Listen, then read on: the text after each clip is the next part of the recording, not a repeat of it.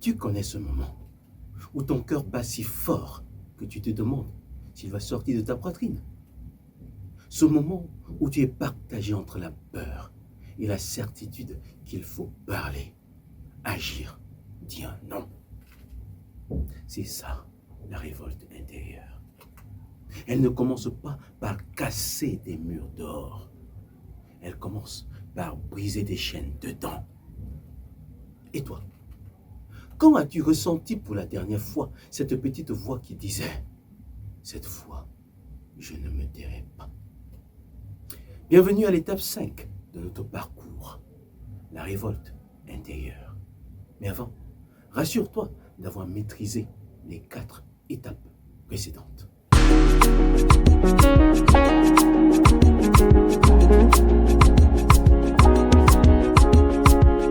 Un salarié qu'on surcharge de travail, d'habitude, il dit toujours oui. Mais un jour, il ose dire calmement non, je ne peux pas. Une jeune fille qu'on critique sans arrêt, elle baisse la tête, encaisse. Puis un jour, elle répond, sans agressivité, mais avec fermeté. Ça suffit. Un parent qui n'a jamais osé demander de l'aide et qui un jour franchit le pas. J'ai besoin de soutien. Ce sont de petits gestes, mais ils changent tout. Et toi, qu'est-ce que tu continues de subir alors qu'au fond de toi, tu rêves de dire non? Dans mon livre, Ma vie, la vie du poulet, cette révolte intérieure prend des visages concrets. Aïssatou, harcelée par un créancier, trouve enfin le courage de dire non. Samuel, timide et effacé, ose poser une question en public. Et Nathalie, moquée pour son poème, refuse désormais de se taire. Ils tremblent, ils doutent, mais ils agissent. Et voici la vérité. La révolte intérieure, c'est le premier pas vers la liberté extérieure. La révolte intérieure, c'est le premier pas vers la liberté extérieure. Cette étape, c'est un mélange explosif. La peur et le courage qui s'entrechoquent. La vérité, c'est que le courage n'existe que quand la peur est là. La compétence à développer, c'est l'audace, l'affirmation de soi.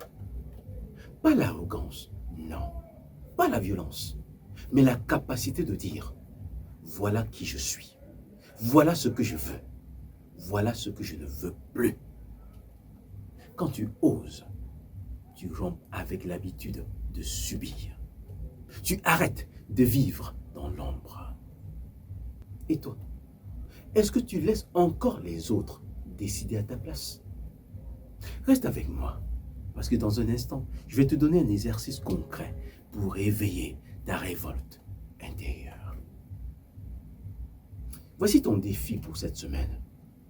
Choisis une petite situation où tu as tendance à te taire ou à subir et décide d'agir autrement. Ça peut être dire non à une demande déraisonnable.